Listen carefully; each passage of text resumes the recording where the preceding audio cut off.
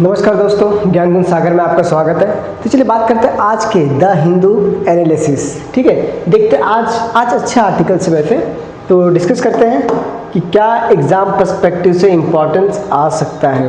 देखिए, हिंदू न्यूज़पेपर पढ़ना या फिर ये सब डेली रूटीन अगर बन जाता है ना, तो एग्ज़ाम्स में और ज़्यादा मतलब बेहतर परफॉर्मेंस दे सकते हैं, मेंस राइटिंग में या फिर डेली करंट अफेयर्स में। और ये नहीं कि आपको इससे डेफिनेटली मतलब क्वेश्चन तो आते ही हैं, लेकिन समझ आता है कि कहाँ से क्वेश्चन पूछा जा सकता है, ये आता है। प्लस डेली अवेयरनेस बढ़ता है कि इंडिया में क्या चल रहा है, कहाँ नहीं चल रहा है, बोलते हैं सेंस ऑफ अवेयरनेस बढ़ता है। ओके, तो न्यूज़पेपर पढ़ना अच्छी बात है। तो देखते हैं क्या हुआ। Gaza declare inked Hamas set hostages free. Gaza ने 20 हॉस्टेजेस को फ्री कर दिया है। इजराइल ने 1968 को फ्री कर दिया है। तो इसके बारे में वैसे इसको आखिरी में डिस्कस करेंगे, लास्ट आर्टिकल इसको डिस्कस करेंगे। रिटेल इन्फ्लेशन के बारे में जानेंगे। फिर देखिए, इकोनॉमिक्स में इन्फ्लेशन से हर साल क्वेश्चन रहते हैं। ठीक है, थोड़ा इन्फ्लेशन के बारे में अच्छे से पढ़ेंगे। ओके, इन्फ्लेशन को अच्छे से पढ़ेंगे। 8 ईयर्स लो, इन्फ्लेशन अभी बहुत लो है, मतलब अभी दाम जो है फल सब्जी वगैरह के बहुत कम है। ठीक है, इसके बारे में बात करेंगे। Estimating India potential growth, India का ग्रोथ रेट अभी जो Q1 में 7.8% का जो ग्रोथ रेट आया, तो इसको लेके बहुत से कंसर्न जता रहे हैं, क्या ये स्टेबल है। ठीक है, बहुत से इकोनॉमिस्ट बोल रहे हैं क्या ये स्टेबल है या फिर Q2 में कितना आता है। ठीक है, उसके बारे में बात करेंगे। तालिबान से हमारा रिलेशन कैसा होगा। ठीक है, और तालिबान से कैसा रिलेशन रखना चाहिए, ये बारे में बात करेंगे। Okay, agri transition accelerating at express speed. थोड़ा यहाँ पे देखें कि ग्रीन एनर्जी जो सोलर एनर्जी है, ये अपना रेलवे में कितना ज़्यादा प्रोग्रेसिव डेवलपमेंट कर रहा है। ठीक है, ये देखेंगे। टेस्टिंग गवर्नेंस, थोड़ा इसके बारे में बात करेंगे। यहाँ पे आपको चेनाब में सेवालकोट एक प्रोजेक्ट है उसके बारे में, और चेनाब में और भी थोड़ा जो इसके ट्रिब्यूटरीज है, इंडस के ट्रिब्यूटरीज, थोड़ा उसके बारे में जानेंगे। Okay, India invites Carney for AI समिट, both sides agree to restart trade talk. ये कनाडा से है। अभी देखिए, इंडिया और कनाडा का रिलेशनशिप बहुत ख़राब हुआ था, कारण जो खालिस्तानी टेररिस्ट था निजर, उसको मारने के लिए मतलब जो जस्टिस PM ट्रूडो कनाडा के प्राइम मिनिस्टर, उन्होंने इंडिया के ऑफिशियल्स को बोला कि आपने मारा है, क्यों मारा है, इसके बारे में बहुत से विवाद हुए हैं। ठीक है, तो देखते हैं कि अभी रिलेशन कैसा है। ठीक है, नेक्स्ट CBI के बारे में भी देखेंगे। ठीक है, और CBI के बारे में डिटेल क्वेश्चन पढ़ लेंगे, जिससे आपको मेंस के लिए भी और प्रीलिम्स के लिए भी काफ़ी बेनिफिट हो जाएगा। Okay, achieving centres rooftop solar target, जो PM सूर्या हर घर बिजली योजना है ना, उसके बारे में थोड़ा पढ़ेंगे। ठीक है, और ये नोबेल प्राइज़ के बारे में, नोबेल प्राइज़ इन इकोनॉमिक्स। ठीक है, इसके बारे में देख लेंगे। चलिए शुरू करते हैं। तो पहला आर्टिकल किस लिए है? पहला आर्टिकल है रिटेल इन्फ्लेशन के लिए। देखिए, इन्फ्लेशन का सिंपल राइज इन प्राइस में बढ़ोतरी, लेकिन ऐसा नहीं कि एक बार यहाँ घटा फिर यहाँ आया फिर ऐसा, कांस्टेंट राइज इन प्राइस, जैसे यहाँ पे हुआ ऐसा फिर ऐसा फिर ऐसा। 2011 में क्या प्राइस थे, अभी क्या प्राइस है, ये हमें बताता है ये कॉस्ट प्राइस इंडेक्स। ठीक है, सॉरी, कंज्यूमर प्राइस इंडेक्स हमें बताता है। अब कंज्यूमर प्राइस इंडेक्स कौन निकालता है? ये निकालता है नेशनल स्टैटिस्टिकल ऑर्गेनाइजेशन। कौन निकालता है? NSO निकालता है। ठीक है, ये किसके अंडर आता है? मॉस्पी के अंडर आता है। ठीक है, अब यहीं पे हम बात करेंगे WPI और CPI के बारे में। ठीक है, तो आगे मैंने चार्ट बना दिया है, उसके बारे में डिटेल में बात करेंगे। ठीक है, अब देखिए माजरा क्या है। ठीक है, न्यूज़ में क्यों है? इन्फ्लेशन जो है अभी इंडिया में 1.58% है। कितना? सॉरी, 1.54% है। आप देख रहे हो, और इन्फ्लेशन आइडियली कितना रहना चाहिए इंडिया में? As per 2014 Urjit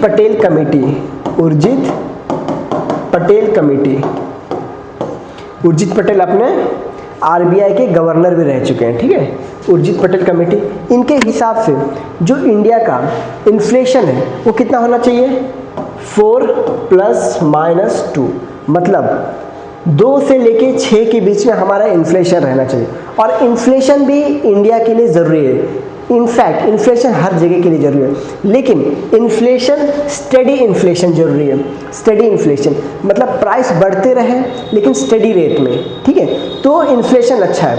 inflation growth भी बताता है। यूपीएससी ने एक बार क्वेश्चन पूछा था कि इंडिया के ग्रोथ के लिए क्या अच्छा है, तो इन्फ्लेशन अच्छा है, लेकिन क्या स्टेडी इन्फ्लेशन।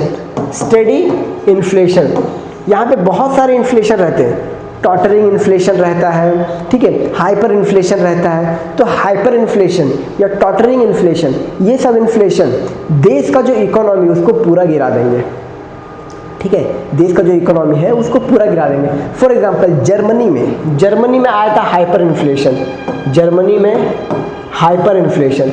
अभी बहुत से ऐसे देश हैं, जैसे बहुत से एग्जांपल मैं जिम्बाब्वे लेता हूँ। जिम्बाब्वे, अगर किसी कंट्री में बहुत ज़्यादा इन्फ्लेशन, हाइपर इन्फ्लेशन, तो उस कंट्री का जो करेंसी रहता है उसका वैल्यू पूरा गिर जाता है, 100% गिर जाता है। वो जो पैसा रहता है, करेंसी, वो किसी काम का नहीं रहता है, एक कागज़ के टुकड़े के समान है वो, अगर हाइपर इन्फ्लेशन है। तो इसमें जिम्बाब्वे में हाइपर इन्फ्लेशन था, तो इसने पैसे को छोड़ के अपना एक जिग करेंसी लॉन्च किया। तो आप देख रहे हो इन्फ्लेशन कैसे ग्रोथ बताता है, और इन्फ्लेशन कैसे किसी भी इकोनॉमी को डैमेज कर सकता है। तो यहाँ पे चलिए उसी के बारे में थोड़ा बात करते हैं। Retail inflation measured by consumer price index, ठीक है, fall 1.5% September, the lowest since 2017 में भी 1.47% था, ठीक है, सबसे लोवेस्ट अभी है 8 साल में। अब देखिए आरबीआई लोअर टॉलरेंस टू, जो मैंने आपको बताया, उर्जित पटेल कमेटी, ठीक है, ये वही बता रहा है 2 से 6 तक, ठीक है। Food and beverages CPI control 1 minus, इसका तो माइनस में चला गया इन्फ्लेशन, कॉन्ट्रैक्टेड बाय 1.4%।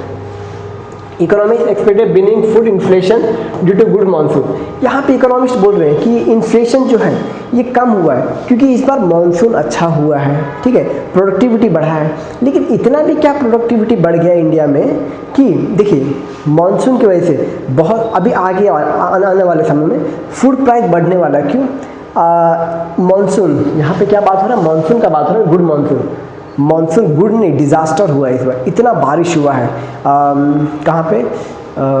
पंजाब में इतने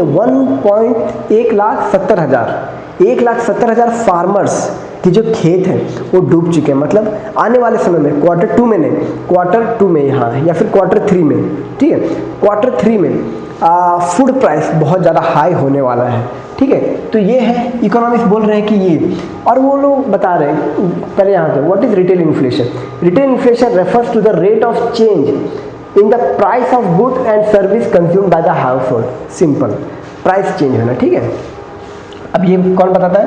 मॉस्पी, प्राइस इंडेक्स, सीपीआई, मैंने आपको बता दिया, ठीक है। और ये वाला सेम टू सेम, यहाँ पे मैं उर्जित पटेल कमेटी मेंशन करना भूल गया, लेकिन मैंने आपको यहाँ पे बता दिया, ठीक है। उर्जित पटेल कमेटी, इसी ने बताया था कि 2 और 6 के बीच में अपना इन्फ्लेशन रहना चाहिए, ठीक है।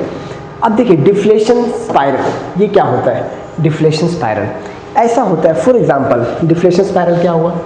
फॉलिंग प्राइस किसी भी चीज़ का, मतलब कंपनी को रॉ मटेरियल्स में भी ये हाँ मिल रहा है, सस्ते में मिल रहा है, वो क्या कर रही है? सस्ते में लोअर वेजेस दे रही है, ठीक है।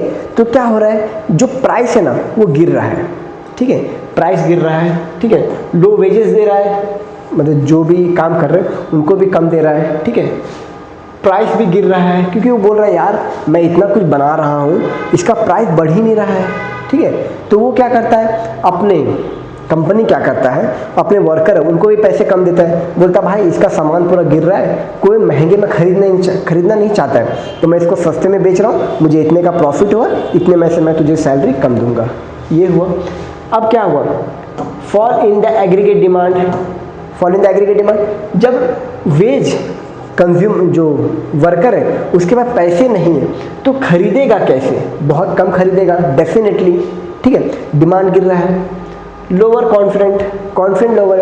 आरबीआई एक रिपोर्ट निकालता है, कंज्यूमर कॉन्फिडेंस सर्वे, कंज्यूमर कॉन्फिडेंस सर्वे ये हमें बताता है कि हमारे इंडिया में इन्फ्लेशन कैसा चल रहा है, इकोनॉमी का ये कैसा है, मतलब इकोनॉमी का ये कैसा चल रहा है, स्ट्रेंथ कैसा चल रहा है इकोनॉमी का, ठीक है। आरबीआई का consumer confidence report, consumer confidence report, consumer confidence report, ठीक है, ये आरबीआई निकालता है रिपोर्ट, ओके। तो ये उसी का है।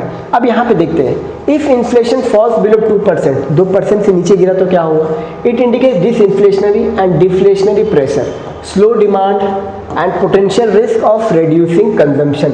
पब्लिक कंज्यूम करना कम कर देगी, पब्लिक खरीदना बंद कर देगी। और इंडिया का मेजॉरिटी ऑफ जीडीपी काउंट किससे होता है, कंजम्पशन से। अगर आप जीडीपी का फॉर्मूला जानोगे, इंडिया का जीडीपी का, तो क्या है, C + I + G + X - M।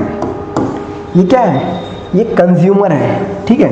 मतलब इंडिया का मेजॉरिटी जो जीडीपी है ना, यहाँ पे कितना है, समथिंग अराउंड ना, मैं समथिंग एक एस्टिमेट लेता हूँ, लेकिन उसी का आसपास है, 65 ना, यस, 65 कंजम्पशन से अपना जीडीपी बनता है। मतलब आप कुछ भी खरीद रहे हो, फ्रिज खरीद रहे हो, टीवी खरीद रहे हो, मोबाइल खरीद रहे हो, ये अपने जीडीपी में ऐड होता है। ये हो गया क्या, कंजम्पशन। ये क्या हुआ, ये हुआ कंजम्पशन, ओके। नेक्स्ट आता है investment, investment by you, investment by me. हम कोई शॉप लगा रहे हैं, हम कोई बिल्डिंग बना रहे हैं, ठीक है। उसके बाद गवर्नमेंट इन्वेस्टमेंट, गवर्नमेंट क्या पॉलिसी दे रहा है, गवर्नमेंट क्या स्कीम्स लेके आ रहा है, ठीक है, ये हो गया। उसके बाद आता है X - M, हम मतलब export minus import, in short net export, मतलब हम कितना इंपोर्ट काटने के बाद कितना, जैसे फॉर एग्जांपल हमने 100 रुपये का एक्सपोर्ट किया और इंपोर्ट किया 70 रुपये का, 70 रुपये का इंपोर्ट किया, तो नेट एक्सपोर्ट कितना हुआ, 30 रुपया। तो यहाँ पे कितना जुड़ाएगा, 30 रुपया, ठीक है। तो ये आप देख रहे हो कंजम्पशन, और यहाँ पे क्या है, अगर 2% से नीचे आया इन्फ्लेशन तो क्या, कंजम्पशन गिरेगा, और कंजम्पशन गिरेगा तो अपने जीडीपी पे भी इम्पैक्ट आएगा, ठीक है। अब यहाँ पे रीज़न फॉर फॉल, ये रीज़न जो दिया है, मतलब इसमें दिया था, ठीक है, इसी में दिया हुआ था। तो रीज़न जो दिया हुआ है, अब रीज़न दिया हुआ है, बहुत लोग बोलते हैं कि फॉलिंग फ्यूल प्राइस। भाई फ्यूल प्राइस कहाँ गिरा हुआ है, फ्यूल प्राइस तो 90 के ऊपर, 100 के ऊपर है कहीं कहीं पे, ठीक है। फॉलिंग फूड प्राइस, हाँ फूड प्राइस कहीं कहीं पे गिरे हैं, ठीक है। तो record harvest due to good monsoon, good monsoon में बहुत अच्छा मानसून है, लेकिन कहीं कहीं के लिए डिजास्टर मानसून हो गया, ठीक है। Decline the prices vegetables, cereals, pulses. Base effect, inflation last year was high 8.4%, so current year on year comparison shows sharp decline, okay। Last देखिए सबसे ज़्यादा इन्फ्लेशन कब था, जो कोविड आया था ना, तब सबसे ज़्यादा इन्फ्लेशन था। तो ईयर ऑन ईयर इन्फ्लेशन कम आ रहा है। गवर्नमेंट का टारगेट है कि इन्फ्लेशन कितना रखना चाहिए, 2 से 6 के बीच में रखना चाहिए inflation, okay. Tight monetary policy, tight monetary policy क्या होता है, टाइट मॉनेटरी पॉलिसी अपना आरबीआई लेके आता है। आरबीआई क्या करता है, जब इन्फ्लेशन हाई है, ठीक है, ये रीज़न बता रहा है कि इतना इन्फ्लेशन कम हुआ। अगर इन्फ्लेशन हाई है तो आरबीआई क्या करता है, आरबीआई रेपो रेट बढ़ा देता है। रेपो रेट क्या होता है मैंने आपको पहले बताया था, लेकिन फिर भी शॉर्ट में बता देता हूँ। रेपो रेट वो होता है जिसे बैंक आरबीआई से लोन लेती है, उसी लोन को आगे बेचती है। अगर आरबीआई सस्ते में लोन देगा बैंक को, ठीक है, वो बैंक सस्ते में लोन देगी, ठीक है, तो ये क्या होगा, इन्फ्लेशन बढ़ेगा, सबको सस्ता लोन मिलेगा, सब बोलेंगे ना मैं भी गाड़ी खरीदूंगा, बंगला खरीदूंगा, मोबाइल खरीदूंगा, है कि नहीं। अब टाइट मॉनेटरी पॉलिसी, आरबीआई क्या करता है, इंटरेस्ट रेट बढ़ा देता है, ठीक है। अब वो बैंक को भी ज़्यादा महंगा लोन देगा, ठीक है। अब महंगा लोन बैंक को देगा तो बैंक क्या करेगा, बैंक देगा कि आप लोन लो, बोलेगा नहीं यार बहुत महंगा दे रहे हो तुम, अभी नहीं, गाड़ी बाद में लूँगा, बंगले बाद में लूँगा। तो क्या हुआ, जो है इन्फ्लेशन गिरा ना, हाई इन्फ्लेशन कैसे गिरा, कंजम्पशन कम हुआ, तो बोले नहीं लूँगा अभी, ठीक है। तो इस तरह से टाइट मॉनेटरी पॉलिसी होने की वजह से इन्फ्लेशन जो है गिर गया, ठीक है। और टाइट मॉनेटरी पॉलिसी कब आता है, जब इन्फ्लेशन राइज होता है, तब आरबीआई टाइट मॉनेटरी पॉलिसी लेके आता है, ठीक है। नेक्स्ट इम्प्लीकेशंस, इसका इम्प्लीकेशंस क्या है, जो अभी इन्फ्लेशन भी कम हुआ है, इसका इम्प्लीकेशंस क्या है, आरबीआई मॉनेटरी पॉलिसी जो भी मैंने बताया, विद CPI 2% RBI में consider reducing repo rate stimulate demand. ठीक है, RBI भी क्या करेगा, रेपो रेट कम कर देगा। अब रेपो रेट कम करेगा तो क्या होगा, अभी जस्ट मैंने आपको बताया रेपो रेट कम किया, ठीक है, तो क्या करो, बैंक को कम दाम में ये पैसा मिलेगा, वो सबको पैसे देगा, और सबको पैसे देगा तो क्या होगा, इन्फ्लेशन बढ़ेगा। अभी कितना है 1.54%, सबके पास पैसे आएंगे तो इन्फ्लेशन क्या होगा, बढ़ेगा। ठीक है, ये हो जाए क्या, इजी मनी पॉलिसी। ये क्या, ये हो जाएगा ease money policy, monetary policy. Ease, ये वाला दिख नहीं रहा है क्या, ease monetary policy, ease monetary policy. Okay, consumers का क्या है, purchasing power improves, low price benefit consumer. Okay, जैसे मैंने बोला लो प्राइस, इन्फ्लेशन ज़्यादा, और इन्फ्लेशन हमें भी बढ़ाना है। Producer, falling price reduce profit margin में डिस्करेज इन्वेस्टमेंट। ठीक है, अगर प्राइस फॉल होता रहेगा, कोई भी चीज़ सस्ते में बिकेगा तो ओनर बोलेगा अभी नहीं बनाऊंगा यार, बनाने में रॉ मटेरियल लगता है, सस्ता बिकता है, मैं नहीं बनाऊंगा, तो ये प्रोड्यूसर को डिस्करेज करता है। ठीक है, government fiscal policy, lower inflation reduces subsidy burden but में इंडिकेट वीक डिमांड। ठीक है, डिमांड कम हो जाएगा ना अगर इन्फ्लेशन कम है तो। Bond market, lower inflation expectation, lower yields. ठीक है, अभी बॉन्ड यील्ड्स ये क्या होता है, ठीक है, ये मैं क्योंकि देखिए अगर मैं आपको यील्ड अभी समझाने में लग गया तो इसको 1 घंटा लग जाएगा, लेकिन फिर भी शॉर्ट के लिए बताता हूँ यील्ड क्या होता है।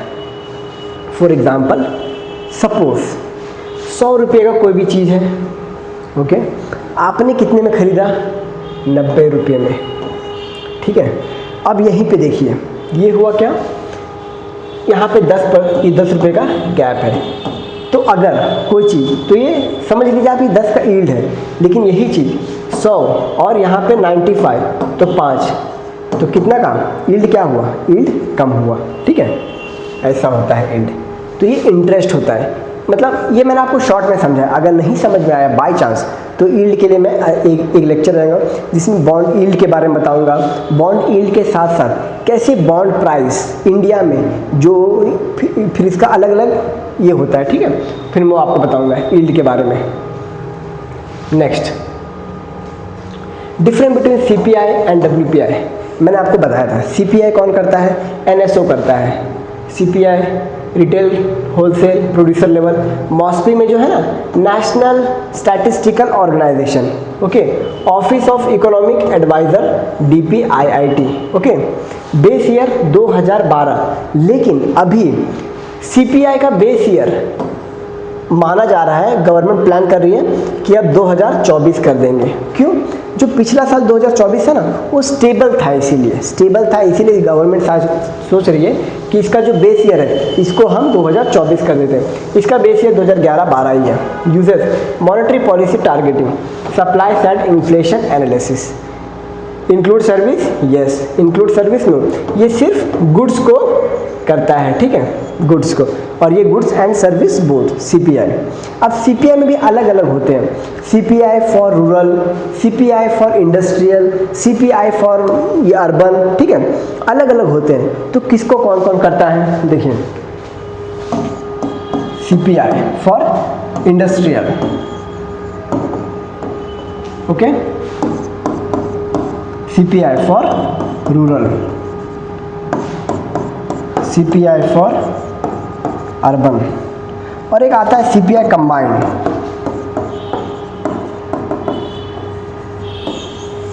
ठीक है, तो CPI अलग अलग, टाउन के लिए टाउन वाला करते हैं। ठीक है, तो इन सबको जो है ना, ये सबको लेबर ब्यूरो करता है, और इसको जो करता है NSO करता है, NSO ministry of statistic programme implementation. Okay, labour bureau and combined जो रहता है इंडस्ट्रियल रूरल अर्बन वाला जो कंबाइंड रहता है वो NSO करता है, national statistical organisation, MoSPI, ministry of statistical programme implementation.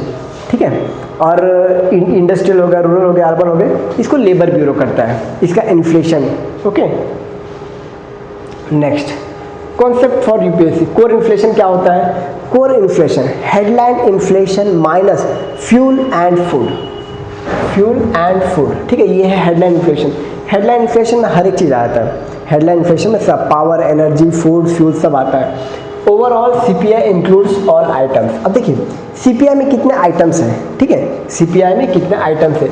CPI में टोटल 448 फॉर रूरल और 450 समथिंग अराउंड, आप एस्टिमेटेड ले लो, ठीक है, एस्टिमेटेड समथिंग अराउंड अर्बन में होता है, ठीक है, एस्टिमेटेड क्यों लोगे मैं बता ही देता हूँ।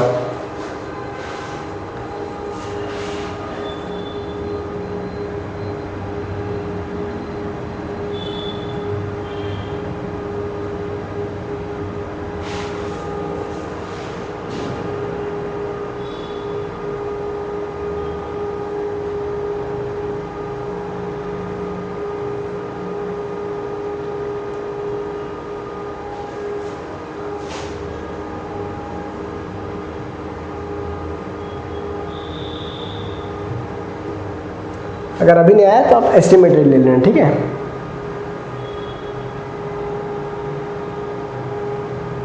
आप एस्टिमेटेड ले लो, ये इतना एस्टिमेट है, ठीक है, इतना इसमें गुड्स है, ठीक है, सीपीआई में। और डब्ल्यूटीआई में, सॉरी डब्ल्यूपीआई में समथिंग अराउंड 650 आप ले लो डब्ल्यूपीआई में होलसेल। अब डिसइन्फ्लेशन क्या होता है?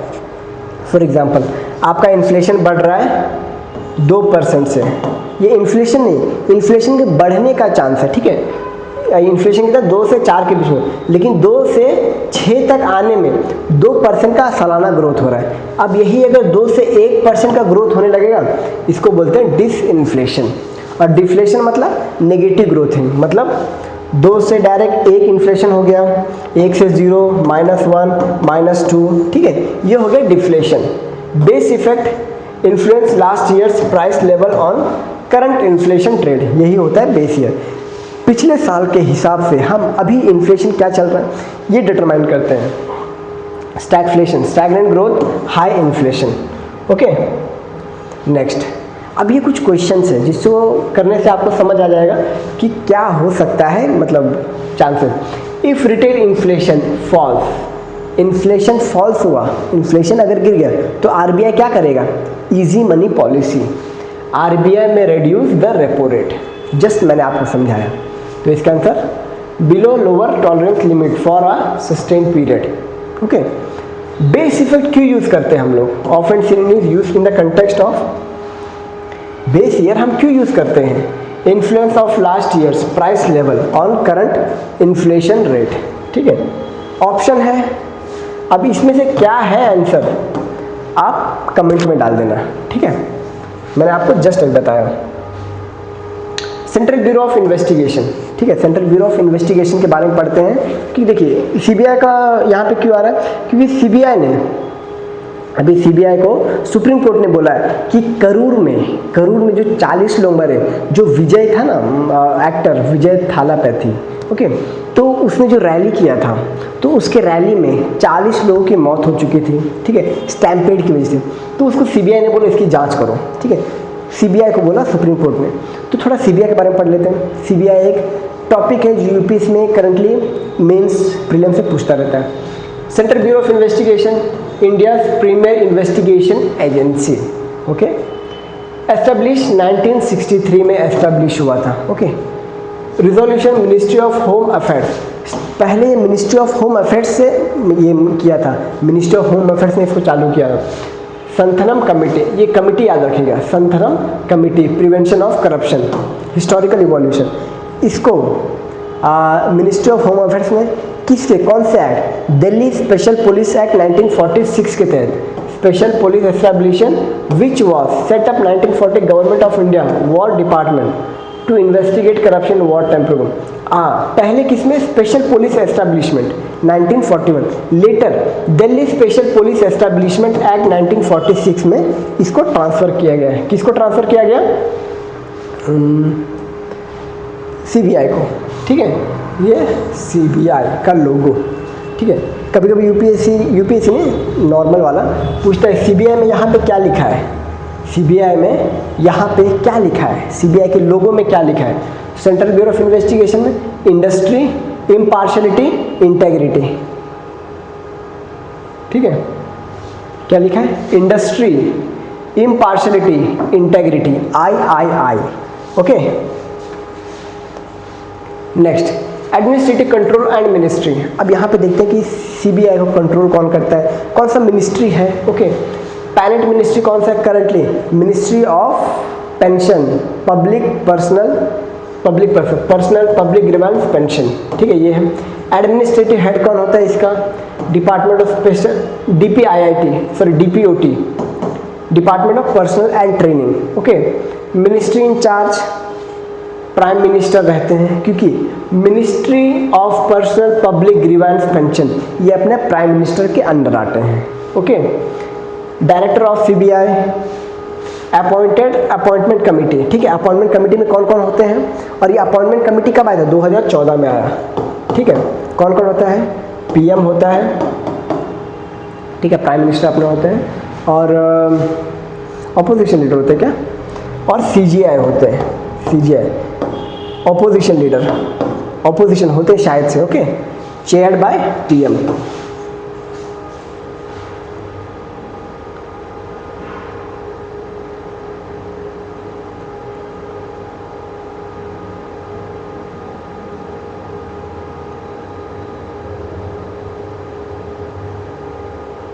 हाँ, leader of opposition Lok Sabha, okay. तो यहाँ पे देख सकते हैं किसके अंडर है, legal framework Delhi special police act के अंदर है। और कौन सा एक्ट यूज करता है, prevention of corruption 2018, 1988, okay. CrPC भी यूज करते हैं क्रिमिनल्स को इन्वेस्टिगेशन में, CrPC. Central vigilance commission act 2003। आपको सेंट्रल विजिलेंस कमीशन के बारे में थोड़ा बताता हूँ, सीबीआई से थोड़ा सा हटके। सेंट्रल विजिलेंस कमीशन किसी भी मिनिस्ट्री के अंडर नहीं आता, सीबीसी सेंट्रल विजिलेंस कमिश्नर किसी भी मिनिस्ट्री के अंडर नहीं आता, एक ऑटोनोमस स्टैट्यूटरी बॉडी है, ठीक है। और ये भी संथनम कमेटी के तहत ही आया था, ठीक है। Superintendent over CBI, corruption under PC. Lokayukta कब आया था, 2013 में आया था। Lokpal can direct CBI to investigate corruption cases involving public function. Lokpal जो रहते हैं वो डायरेक्ट सीबीआई को बोल सकते हैं यहाँ पे इन्वेस्टिगेशन करो, यहाँ पे इन्वेस्टिगेट करो, ठीक है। DSP, a change the process of CBI director appointment to ensure independence। Vineet Narayan, union of India 1997 से इसका जो अपॉइंटमेंट प्रोसेस है वो चेंज किया। अभी क्या अपॉइंटमेंट प्रोसेस है, prime minister, leader of opposition, chief justice of India, okay, ये मिलके डायरेक्टर जनरल मतलब सीबीआई का डायरेक्टर उसका अपॉइंटमेंट करते हैं, ओके। नेक्स्ट, जुरिसडिक्शनल पावर, ये आप लिख सकते हैं जुरिसडिक्शनल पावर, ठीक है। क्या आता है, CBI derives power from section 3 of Delhi special police act 1946। Section 5 क्या बोलता है, central government can extend CBI jurisdiction to any state, ठीक है। सेक्शन 5 में ये बोलता है कि जो सेंट्रल गवर्नमेंट है सीबीआई का पावर बढ़ा भी सकता है।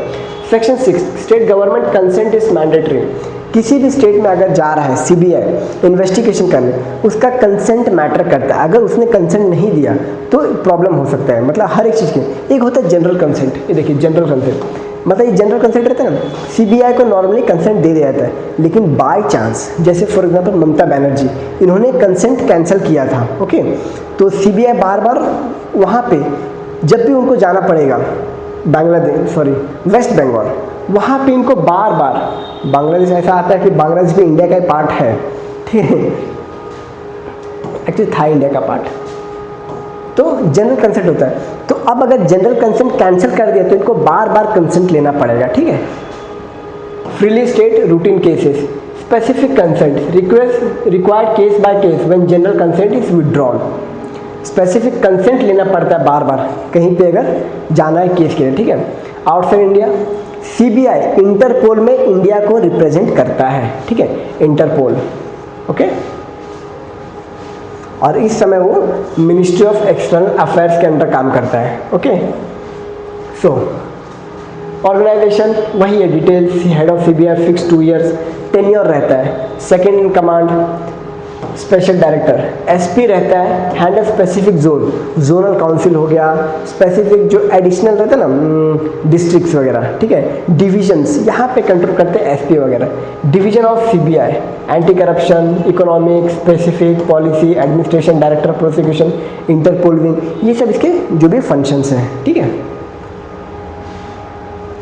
नेक्स्ट लिमिटेशंस एंड क्रिटिसिज्म, ये आप स्क्रीनशॉट ले लो, ओके, क्योंकि इसको क्योंकि ये प्रीलिम्स के लिए नहीं, मेंस पर्सपेक्टिव से ज़्यादा इंपॉर्टेंट है। इसको क्रिटिसाइज किया जाता है कि ये केज पैरेट है, ठीक है, इसको खुली आज़ादी नहीं है, ये इस एक्ट के अंदर आता है, इसको बार बार कंसेंट लेना पड़ता है, लोकपाल जहाँ बोलेगा वहाँ इन्वेस्टिगेशन करने चला जाएगा, ठीक है। तो इसके ऊपर ये है थोड़ा, मतलब क्रिटिसिज्म है थोड़ा सा, okay. Next appointment of CBI, जैसा मैंने बोल दिया, अपॉइंटमेंट क्या, prime minister, leader of opposition and chief justice of India, okay. या फिर सीजीआई किसी को नॉमिनेट कर देंगे कि नहीं मैं नहीं जा रहा हूँ, मेरे सामने ये जो मेरा जूनियर जज है इसको ले जाइए, ओके। 2 इयर्स का टर्म रहता है और 5 साल तक इसको एक्सटेंड किया जा सकता है। अब ये प्रीलिम्स के लिए जो 1963 में आया था सीबीआई, ठीक है, पहले किसमें आया, स्पेशल पुलिस एक्ट 1941, उसको बाद में दिल्ली स्पेशल पुलिस के अंदर किया गया, okay. 1940 Delhi special police act 1940, ministry of personal, और ये किस में आता है, ये अपने प्राइम मिनिस्टर मोदी के अंदर आता है, अंडर सुपरविजन सीवीसी, ओके। और ये क्या है, ऑटोनोमस स्टैट्यूटरी बॉडी है, statutory body, okay, autonomous statutory body. Consent require, एक जनरल कंसेंट और एक specific consent. Yes, under section 6 of Delhi special police act, head director IPS officer रहता है, appointment committee PM, leader of opposition, chief justice of India, tenure 2 साल का रहता है, 5 साल तक एक्सटेंड किया जा सकता है, ओके। अब आर्टिकल में कहाँ पे मेंशन है, मतलब ऐसा सीबीआई डायरेक्ट मेंशन नहीं है, लेकिन सीबीआई को ऑर्डर्स वगैरह देना ये सब मेंशन, देखिए centre and state executive power relevant to consent under DSP, ठीक है, अंडर 73 और 162 के अंदर सीबीआई को, ठीक है, जो स्टेट गवर्नमेंट और सेंट्रल गवर्नमेंट ये डायरेक्ट करते हैं क्या काम करना है, कैसे काम करना है, कहाँ काम करना है, ओके। आर्टिकल 249, आर्टिकल 249 में राज्यसभा जो है वो सीबीआई के ऊपर कुछ मतलब एक्स्ट्रा राइट्स वगैरह दे सकते हैं, ठीक है, क्योंकि इसमें क्या आता है, इसमें राज्यसभा स्टेट लॉ के ऊपर अपने निर्णय दे सकता है, स्टेट लॉ के ऊपर, ओके। और parliament legislate state under the certain condition, article 32 में क्या आता है, वो क्या होता है, सर्शियोरी क्यू वारंटो, क्या बोलते हैं उसको, डॉक्टर बाबा साहब अम्बेडकर इनको सोल ऑफ द कॉन्स्टिट्यूशन बोला था, सोल ऑफ द कॉन्स्टिट्यूशन बोला था आर्टिकल 32 को, okay. And 226 can direct CBI investigation, यहाँ पे सुप्रीम कोर्ट और high court under article 32 and 226 यहाँ पे हाई कोर्ट, हाँ, रेमेडीज, इसको क्या बोलते हैं, रेमेडीज, वर्ड भूल जाता हूँ मैं, रेमेडीज,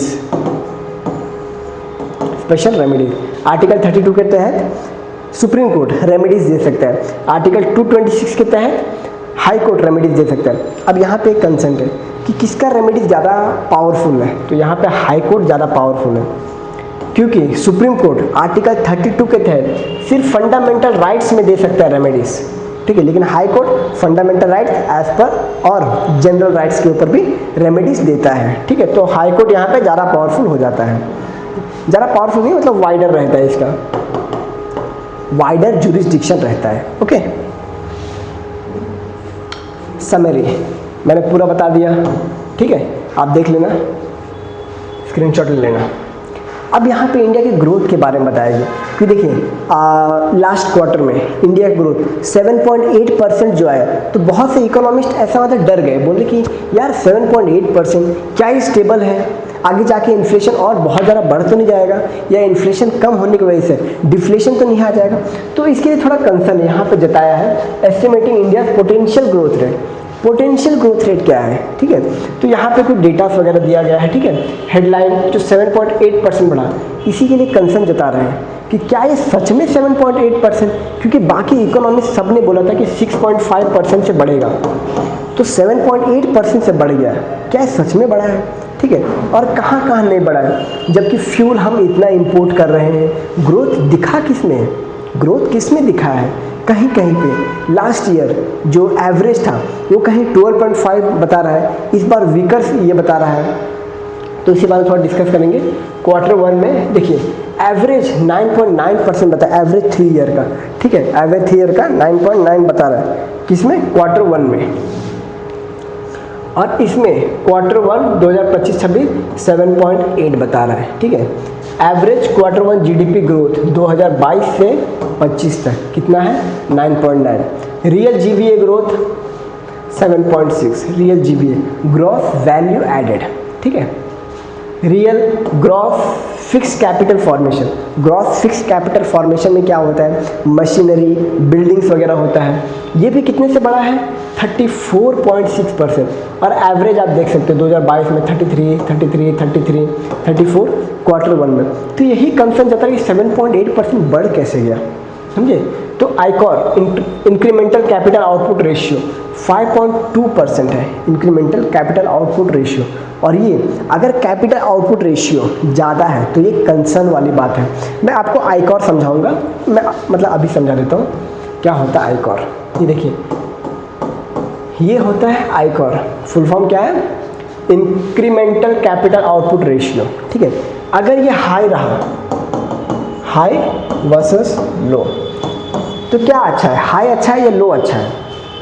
किसी भी सामान बनाने के लिए, एक पेन को बनाने के लिए, इसको बनाने के लिए कैपिटल कितना लग रहा है, अगर 5 रुपये लग रहा है, 5 रुपये लग रहा है, ठीक है। तो ये क्या हुआ, इंक्रीमेंटल कैपिटल, ये 5, लो में क्या है, 3 रुपये लग रहा है। तो अच्छा क्या है, इसको बनाने के लिए, इसको बनाने के लिए अच्छा तो ये है ना, लो कैपिटल आउटपुट है। इसको बनाने में मुझे 3 रुपये लग रहा है और इसको बनाने में 5 रुपये लग रहा है, तो 3 वाला ज़्यादा अच्छा है ना, ठीक है। तो ये है आईकॉर का सिंपल फॉर्मेशन। अब यहाँ पे देखिए कंसर्न क्या बताया, why 7.8 GDP growth higher potential growth is not equal to higher potential growth, ठीक है। Earlier quarter had abnormally high low base positive post COVID-19 volatility growth and ICOR have fluctuated sharply due to pandemic distortion, okay। stable gross fixed capital formation कितना बता रहे हैं, investment rate state flat 34, इतना gross fix capital formation, मतलब machinery, buildings में जो भी investment हुआ है ये इतना हुआ है, ठीक है। टेम्परेरी ड्राइवर्स क्या है, मैन्युफैक्चरिंग बाउंस बैक, ये बोल रहे हैं कि शायद से मैन्युफैक्चरिंग बहुत ज़्यादा बढ़ा, इसीलिए ग्रोथ रेट इतना बढ़ा, ठीक है। तो वही बता रहा हूँ, one of service recovery not structural, मतलब बोल रहे सिर्फ मैन्युफैक्चर बढ़ने से नहीं होगा, ये एक उसका पार्ट है, सिर्फ उसके बढ़ने से ग्रोथ रेट 7.8% हो गया। तो ये पोटेंशियल ग्रोथ रेट नहीं है, सिर्फ एक के बढ़ने से, ठीक है।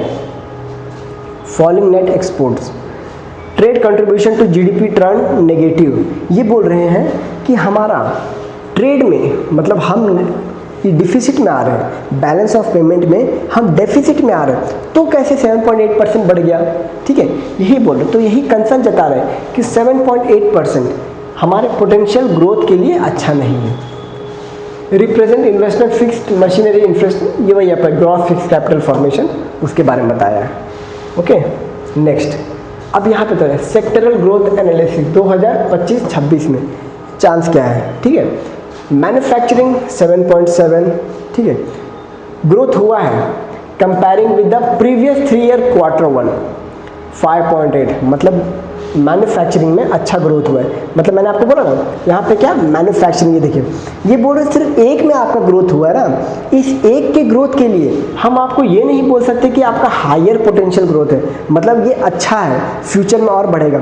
आपका सिर्फ मैन्युफैक्चरिंग में बढ़ा है, आपका सिर्फ मैन्युफैक्चरिंग में बढ़ा है, इम्प्रूव्ड। बाकी ट्रेड, ट्रांसपोर्ट एंड अदर्स में तो कम हुआ है, अदर्स में तो कम हुआ है। ये देखिए, ट्रेड में तो कम हुआ है, नेगेटिव ट्रेड, आपने एक्सपोर्ट कम किया, इंपोर्ट ज़्यादा किया है, समझे। ये बता रहे हैं ट्रेड में कितना weaker.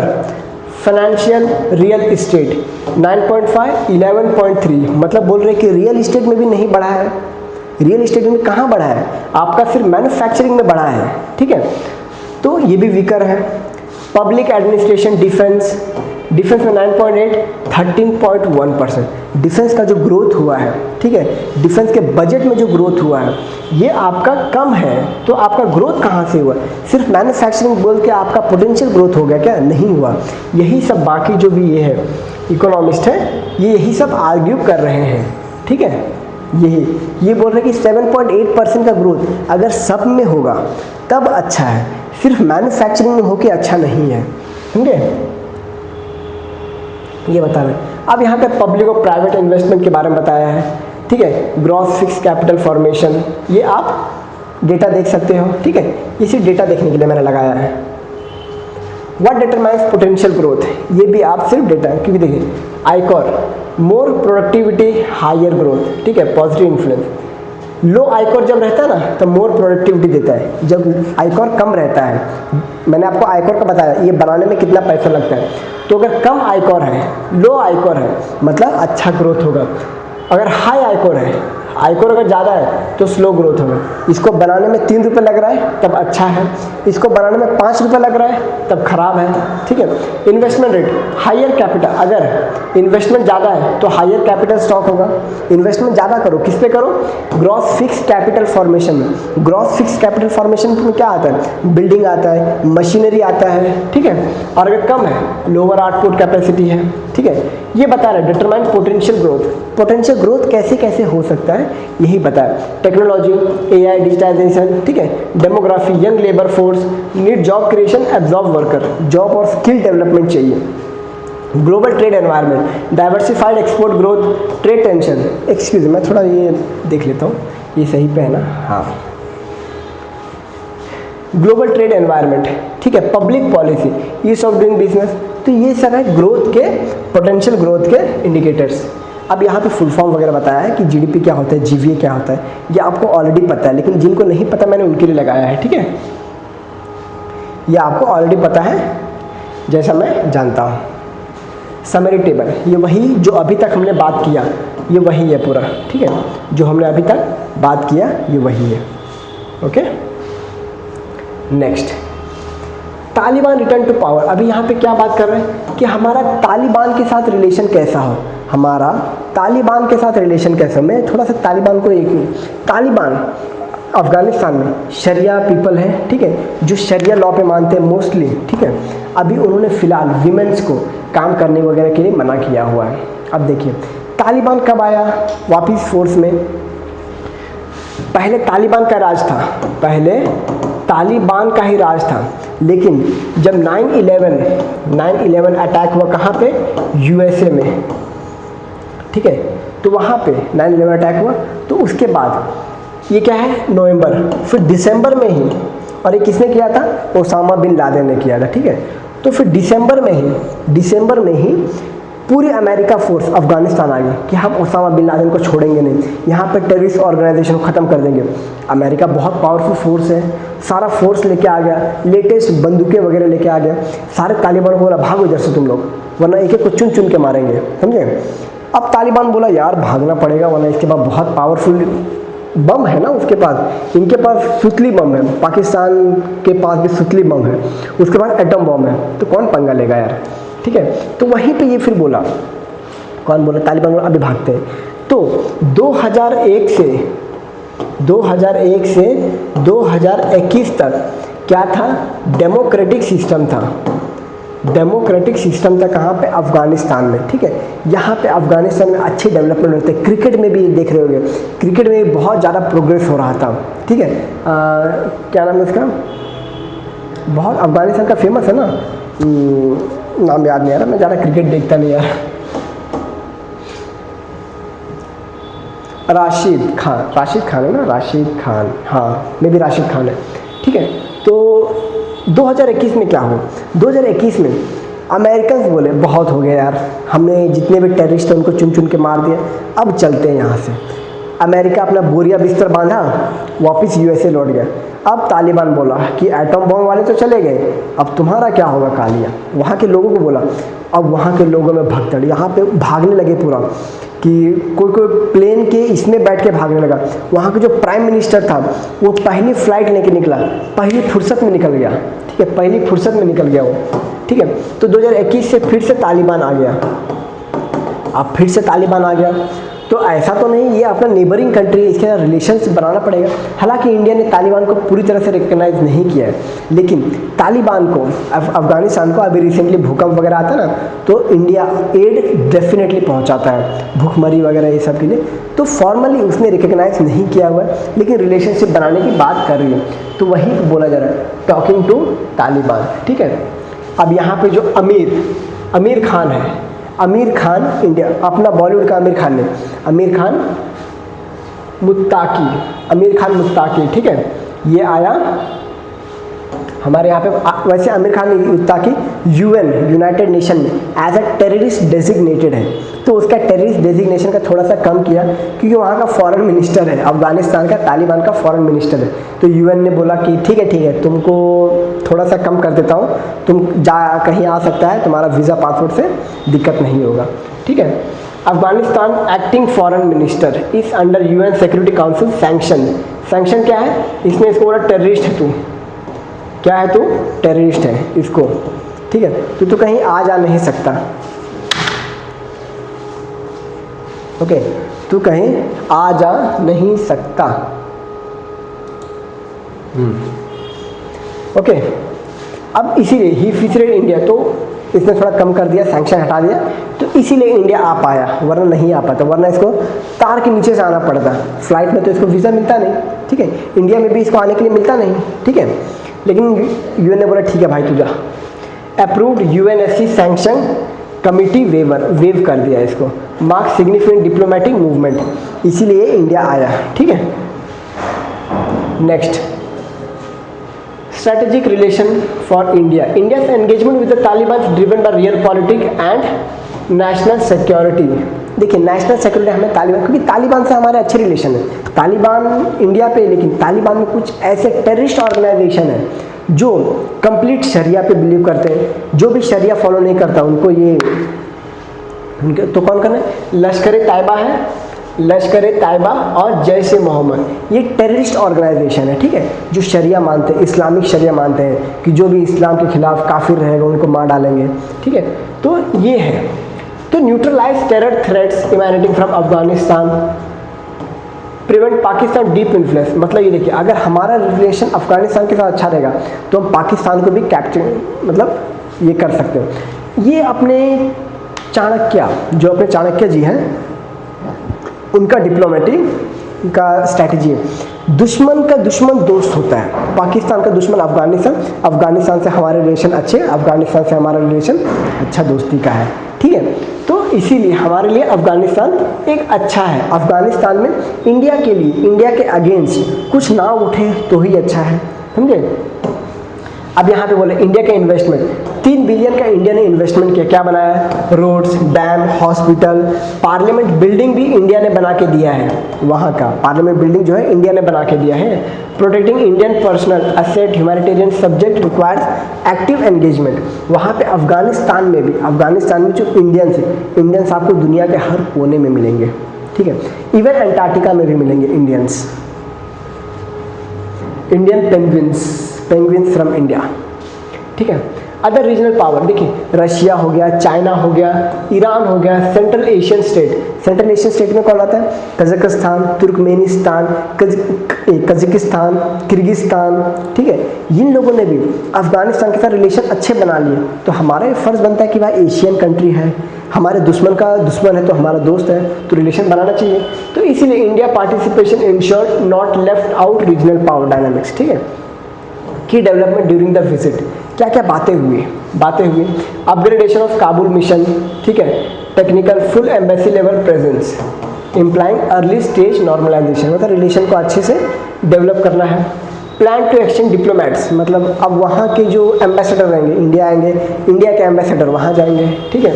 A step closer to de facto recognition, humanitarian aid and health care project, ठीक है, सोवरेनिटी, टेरिटोरियल इंटीग्रिटी। नेक्स्ट, अब ये वाला है, मतलब जो भी हमने पढ़ा, तालिबान रिजीम कब आया मैंने आपको बता दिया, अमीर मुत्ताकी के बारे में बता दिया, ठीक है, यूएन सैंक्शंस के बारे में बता दिया कि यूएन ने इसको क्या, committee manage exception Taliban leader from terrorist group. Okay, India Afghanistan relation मैंने बता दिया, इंडिया ने कितने वहाँ पे 3 बिलियन का इन्वेस्टमेंट वगैरह किया है ये मैंने बता दिया। इंडिया एम्बेसी इन काबुल, हम एम्बेसी वहाँ खोलेंगे, वहाँ वाले एम्बेसी यहाँ खोलेंगे, ठीक है। Strategic goal for India, counter terrorism threat, protect investment, balance Pakistan influence, दुश्मन का दुश्मन हमारा दोस्त होता है। Regional actors, Russia, China, Iran, Pakistan, central Asian, all maintain Taliban contact, तो हमें बनाना चाहिए। Human right issue, ban on girls education, किसने किया, तालिबान ने किया।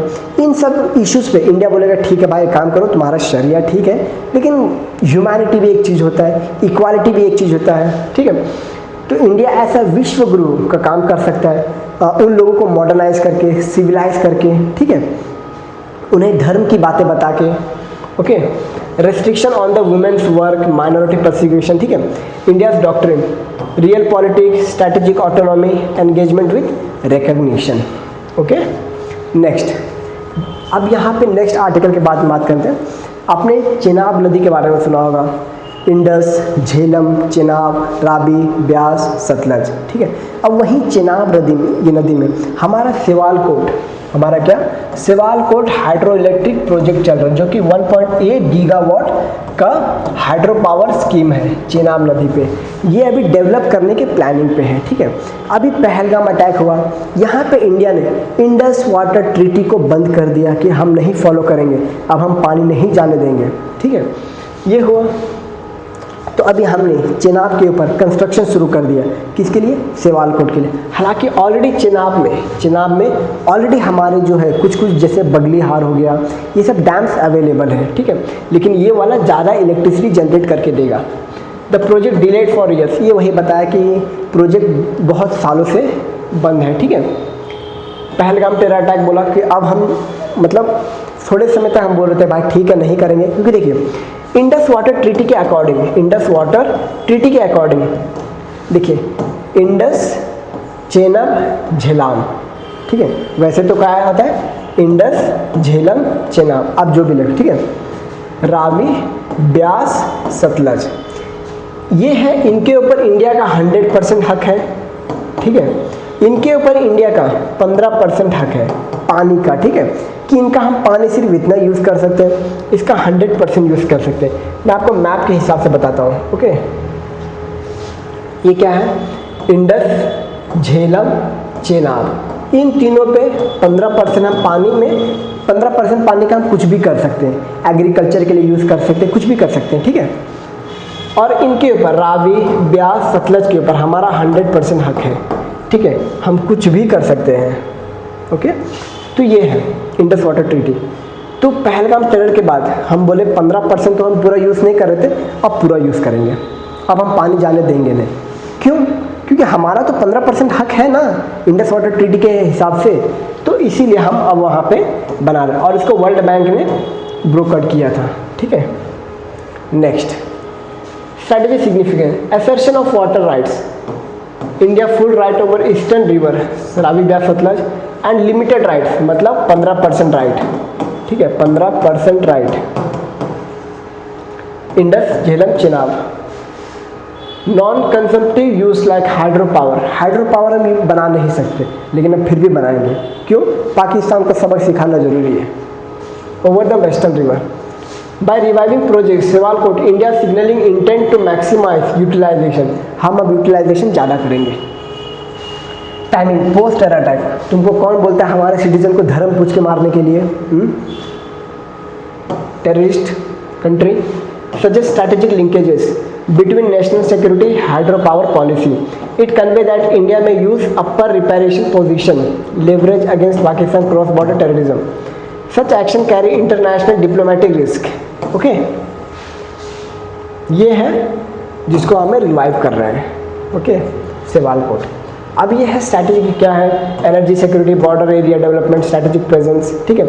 Cumulative ecological stress, Chenab already multiple major है हमारा, ऑलरेडी दुल्हस्ती, बगलीहार और सलाल प्रोजेक्ट ऑलरेडी चेनाब में है, ठीक है, ये सब डैम है, okay. Also official run of water project Sawalkot will create massive reservoir 5000 crore litres, this make function closer to storage dam with potentially higher environmental and displacement, ऐसा कुछ नहीं होने वाला, okay. Indus water treaty suspension, वही अपना पहलगाम के बाद, ठीक है। Legal credibility, Pakistan challenge India's move, international arbitration, India's credibility rule base riparian में सफ़र ग्लोबल फोरम। देखिए इससे इंडिया को पाकिस्तान कहीं और भी ये कर सकता है कि देखिए हमने इंडस वाटर ट्रीटी साइन किया था, इंडिया नहीं मान रहा है, तो ये आ सकते हैं, क्राइसिस आ सकते हैं, ठीक है। अब ये है सिवालकोट प्रोजेक्ट, चेनाब रिवर जो भी है, वेस्टर्न ओरिजिनेट्स इन हिमाचल प्रदेश। चेनाब रिवर कहाँ पे होता है, ये रहा चेनाब, कहाँ से निकलता है, ये रहा हिमाचल प्रदेश से निकलता है, ठीक है। इंडस वाटर ट्रीटी कब हुआ था, 1960 में हुआ था, वर्ल्ड बैंक ने ब्रोकर किया था, मतलब बीच में, मतलब मीडिएट किया था, ठीक है। रिवर डिवीजन जो मैंने आपको बता दिया, ICJ, इंडस, चेनाब, झेलम किसका, पाकिस्तान का 70%, सॉरी 85%, 15% इंडिया का, ठीक है। NHPC वही सेवालकोट प्रोजेक्ट रन कर रहा है, ठीक है। ये क्वेश्चन पूछा जा सकता है कि सेवालकोट प्रोजेक्ट कौन बना रहा है, तो ये बना रहा है, ठीक है। PSU है, public sector organisation, environmental impact, sediment load, slope instability, deforestation, displacement, rehabilitation state, 1500 family affected, 847 hectare forest diverted, कुछ पाने के लिए कुछ होना पड़ता है। Strategic implication, assertion on the Indus riparian rights against Indus water treaty suspension, ठीक है। Next, in July 2025 integral coach factory, हाँ ये देखिए ये नया है, नया इन द सेंस ये है कि अभी इंडिया में जो कोचेस बन रहे, रेलवे के कोचेस बन रहे हैं, वो भी किस पे रन करेंगे, हाइड्रोजन पे रन करेंगे, किस पे, हाइड्रोजन पे रन करेंगे, मतलब रिन्यूएबल एनर्जी पे रन करने वाले हैं, ठीक है। तो इंडिया में कुछ ऐसे रेलवेज हैं, जैसे इंडिया में हमने 90%, 90 का 98% से भी ज़्यादा इलेक्ट्रिसिटी पे, पहले क्या कोयले पे चलती थी ट्रेनें, अब 100 का मतलब 99% सब अब इलेक्ट्रिसिटी पे चलते हैं। उसमें से भी 50% के लगभग आसपास इंडिया में जो रेल है ये किस पे चल रही है, वो रिन्यूएबल एनर्जी, मतलब सोलर एनर्जी से पावर्ड उस पर चल रही है अपनी ट्रेनें इंडिया में, ठीक है। Indian railway is one of the most world's largest network, 3 million tons freight a day, 24 million passenger, 24 million बहुत ज़्यादा होता है, 2.4 करोड़ डेली ट्रैवल करते हैं, इससे भी ज़्यादा होंगे, ठीक है। ये टिकट के हिसाब से बता रहा है, वरना आप अगर रिजर्वेशन की बोगी देखोगे ना इंडिया में, पब्लिक जितने वालों के पास रिजर्वेशन रहता है उतने चालू डब्बे में होते हैं, तो 2.4 मिलियन को आप छोड़ के 4.8 मिलियन पकड़ लो, 5 करोड़ पकड़ लो, ठीक है। It's energy carbon footprint massive thus, और ये डेली का है, ठीक है, डेली 5 करोड़ लोग ट्रैवल करते हैं। A green transition align India broader goals, जो अपना broader goal, national determined contribution, net zero emission, ठीक है, energy transaction, make in India, climate finance, okay. ये बोल रहा है ये जो माइलस्टोन हमने अचीव किया है, अगर हाइड्रोजन का हमने अचीव कर लिया अभी, तो जो हमने 2070 में प्लान किया था नेट ज़ीरो के लिए, नेट ज़ीरो एमिशन, वो हम कब तक हो जाएंगे, 2030 तक ही हो जाएंगे, मतलब 40 साल पहले हम अपना जो गोल है अचीव कर लेंगे अगर ये सक्सेसफुल हुआ तो, ठीक है। ये पूरा आर्टिकल में वही मेंशन है, ये देखिए ये पूरा आर्टिकल में वही चीज़ मेंशन है, ठीक है। कहाँ पे मेंशन है,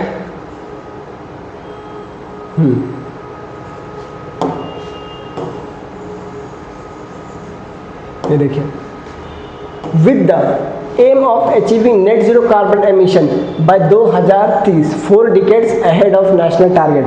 टारगेट क्या है, 2070 का है, लेकिन अगर ये वाला सक्सेसफुल हुआ तो हम 2030 में अचीव कर लेंगे, अगर हाइड्रोजन वाला कोचेस बनने शुरू हो गए, ठीक है। क्योंकि जो मेजॉरिटी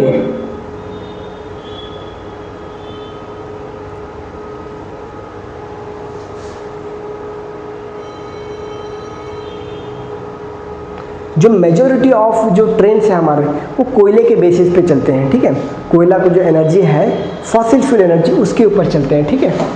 तो ये है इस आर्टिकल का ये। अब यहाँ पे वही इलेक्ट्रिफिकेशन कितना 48 किलोमीटर इलेक्ट्रीफाइड हो चुके हैं इंडिया में। 48,000 किलोमीटर ट्रेन जो चल रही है वो इलेक्ट्रीफाइड है, ठीक है। In the last 10 year 98% broadband network now electric. मैंने बोला ना 98% जो है ट्रेन चलती है वो इलेक्ट्रिसिटी पे चलती है, ठीक है, कोयले पे नहीं चलती। Renewable integration 553 megawatt, 130 megawatt wind, 100 megawatt hybrid, 750 total green energy पे चल रही है अपने ट्रेन। मैंने बोला 50% से ज़्यादा ट्रेनें जो है 758 मेगावाट नॉट 50% से ज़्यादा नहीं, समथिंग अराउंड ये कितना है कैपेसिटी 2000 स्टेशन और सोलर। हाँ 2000 स्टेशंस जो है इंडिया में, 2000 स्टेशंस जो है वो सोलर एनर्जी पे रन कर रहे हैं, ओके। और बहुत से ऐसे रेलवे के बिल्डिंग्स हैं, रेलवे के बिल्डिंग्स हैं 50,000 से भी ज़्यादा रेलवे की बिल्डिंग्स जो है वो सोलर एनर्जी पे काम कर रहे हैं, ठीक है। Solar net zero building, bureau of energy efficiency, शून्य लेवल ऑफ रेलवे बिल्डिंग। हाँ रेलवे बिल्डिंग 50,000 से भी ज़्यादा बिल्डिंग्स है, जो रेलवे बिल्डिंग्स है वो ये सोलर एनर्जी पे चल रही है, okay. North east frontier zone, north east frontier zone में 100% सोलर एनर्जी पे चल रही है। Hydrogen train, hydrogen for heritage initiative deploy 35 hydrogen power trains, 35 hydrogen power train. देखिए हाइड्रोजन पावर के ऊपर क्वेश्चन आ सकता है प्रीलिम्स में प्लस मेंस में, हाइड्रोजन के ऊपर क्वेश्चन आ सकता है, okay. Freight shift goal increase rail modal share of freight 45 by 2030 from 27 now, dedicated freight corridor 457 million tons carbon dioxide over 30 years. Biofuel blending and green efficiency construction underway.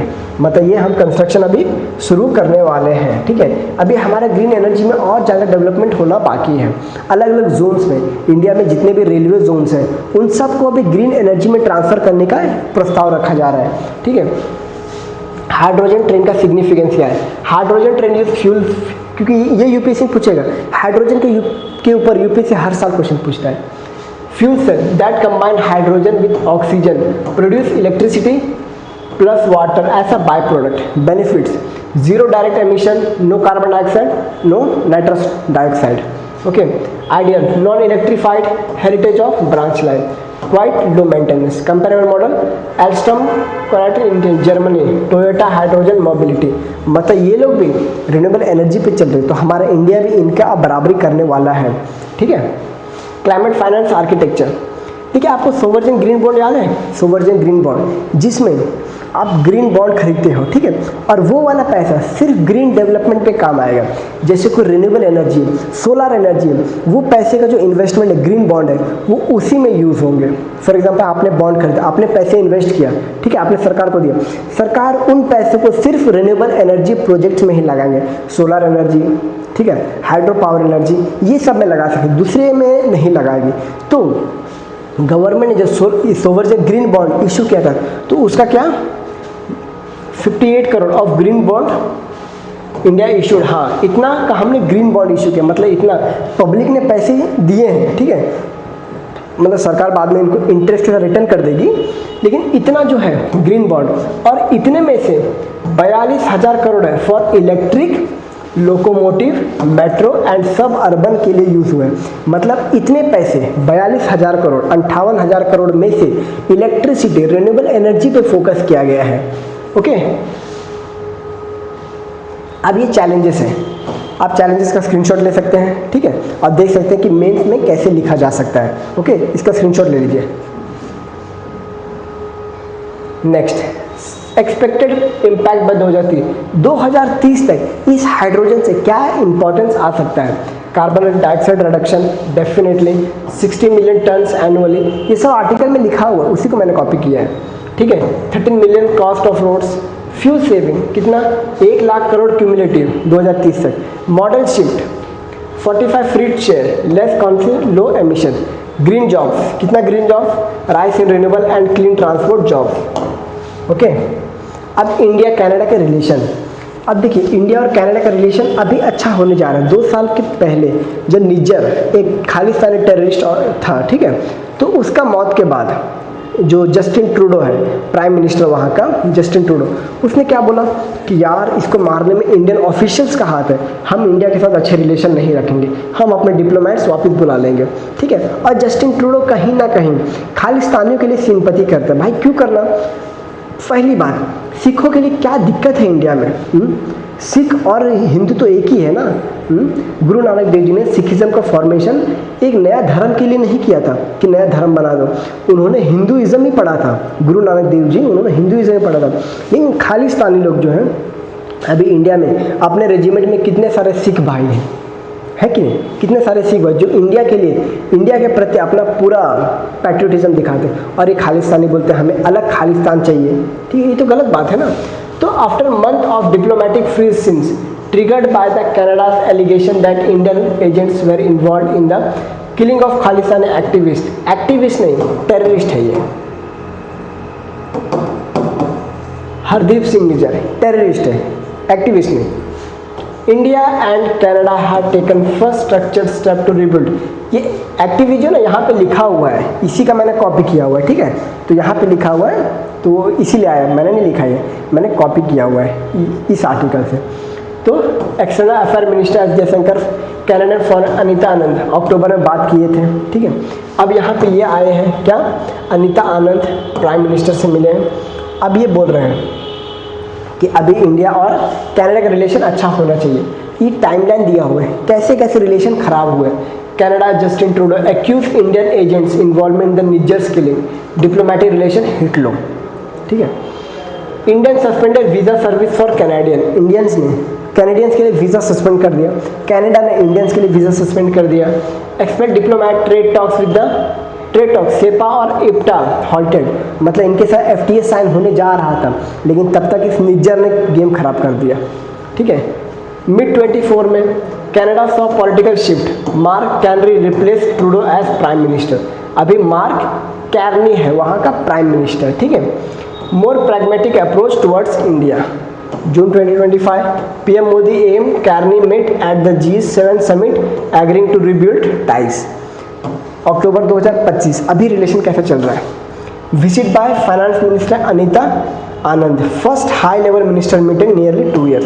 ये timeline बताया जाए कैसे relation खराब हुआ, कैसे वहाँ का नया प्राइम मिनिस्टर आया, ठीक है। किया आउटकम ऑफ अक्टूबर 2025 टॉक, अभी अक्टूबर में 2025 में जो टॉक हो चल रहे हैं उसका आउटकम्स बताया। कहाँ कहाँ पे बात किए, रिन्यूएबल एनर्जी पे, क्रिटिकल मिनरल्स पे, सिविल न्यूक्लियर एनर्जी पे, इस पे बात किया जा रहा है, ठीक है। Canada lithium cobalt nickel uranium, Canada इन सब का रिजर्व है। कनाडा में बहुत सारा lithium cobalt nickel uranium, uranium का सेकंड लार्जेस्ट रिजर्व है, सेकंड लार्जेस्ट रिजर्व किसके बाद, कजाकिस्तान के बाद। Kazakhstan first, Canada second.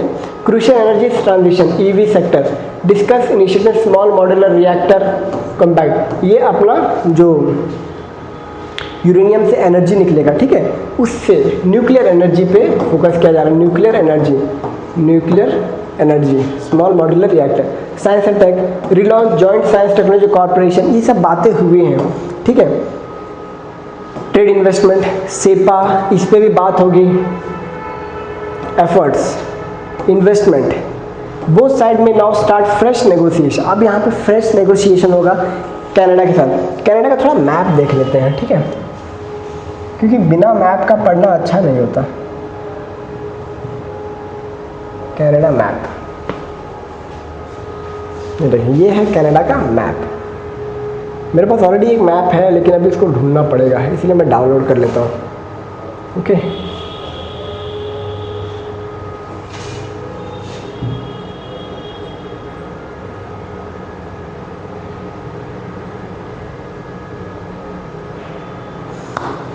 Canada का कैपिटल है ओटावा, ओटावा इसका कैपिटल है कनाडा का, ठीक है। कहाँ पे ओटावा, ये रहा Ottawa as a capital of Canada. यहीं पे आपको मिल जाएगा क्या, टोरंटो, यहाँ पे आपको नायग्रा फॉल मिलेगा। ओटावा के पास ही आपको नायग्रा फॉल मिलेगा, ठीक है।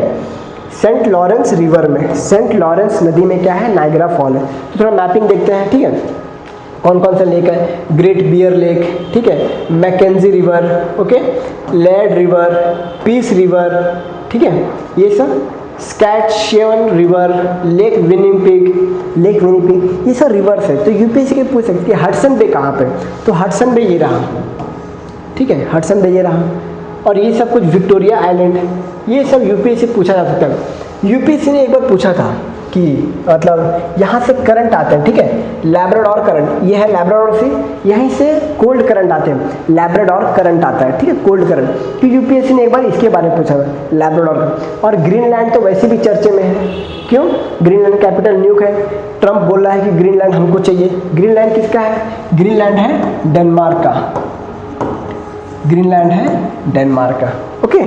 तो ये है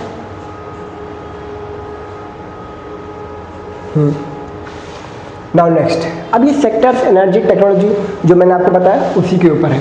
रिन्यूएबल एनर्जी इंटीग्रेशन, ठीक है, ये रिवाइव सेपा, ट्रेड में क्या बातें हो रही थी, major areas cooperation movement onward, कहाँ पे हम बातें करेंगे ताकि इंडिया और कनाडा का रिलेशन और अच्छा हो जाए, हम ज़्यादा ट्रेड से ज़्यादा ट्रेड कर सकें, ठीक है। तो सिविल स्मॉल मॉड्यूलर रिएक्टर में बात हो रही है, क्रिटिकल मिनरल से बात हो रहा है, क्योंकि कनाडा ऑस्ट्रेलिया सप्लाई ग्रुप का मेंबर है। किसका मेंबर है, Australian supply group, critical mineral. यहाँ पे यूएसए, ठीक है, यूएसए, कनाडा, ऑस्ट्रेलिया, ये सब मिलके क्रिटिकल मिनरल्स पे रिसर्च करेंगे, कहाँ रिजर्व ज़्यादा है उसको खोजेंगे और ट्रेड करेंगे, ठीक है। तो इंडिया के लिए भी क्रिटिकल मिनरल से ऑस्ट्रेलियन सप्लाई ग्रुप में एज अ ग्रुप मेंबर ज़रूरी है, ओके। टेक्नोलॉजी में बात करेंगे, एआई वगैरह, ठीक है। एजुकेशन, वही कनाडा में major destination for Indian student, 3 lakh, efforts में फोकस सेफर ट्रांसपेरेंट, क्योंकि कनाडा में पंजाबी लोग बहुत जाते हैं वहाँ पे पढ़ने के लिए, वहाँ पे रहने के लिए। सिक्योरिटी क्या है, counter terrorism, intelligence sharing, extremism, ठीक है। क्लाइमेट कॉपरेशन पे भी हमें ध्यान देना चाहिए। नेक्स्ट, की चैलेंजेस है, आप चैलेंजेस लिख सकते हो, pro Khalistani group still politically influence in Canada, Canada में अभी भी बहुत से खालिस्तानी पीपल हैं, ठीक है, जो कनाडा में एंटी इंडिया स्लोगन देते रहते हैं, okay. Deep mistrust after 2023 incident building, ठीक है, ट्रस्ट डिफिसिट हो गया है, दोनों के बीच में ट्रस्ट डिफिसिट तो है। Trade divergence, Canada farm protectionism and India tariff structure में हिंडर सेपा जो है इंडिया और कनाडा के लिए साइन होने के प्रोग्रेस में था, लेकिन तब तक निज्जर ने कांड कर दिया। एनर्जी डिपेंडेंस, कनाडाज यूरेनियम, कनाडा दुनिया में second largest number uranium reserve है, सेकेंड है या थर्ड होगा, ठीक है, चेक कर लेते हैं ना, उसमें क्या दिक्कत है। Top 10 uranium reserve countries,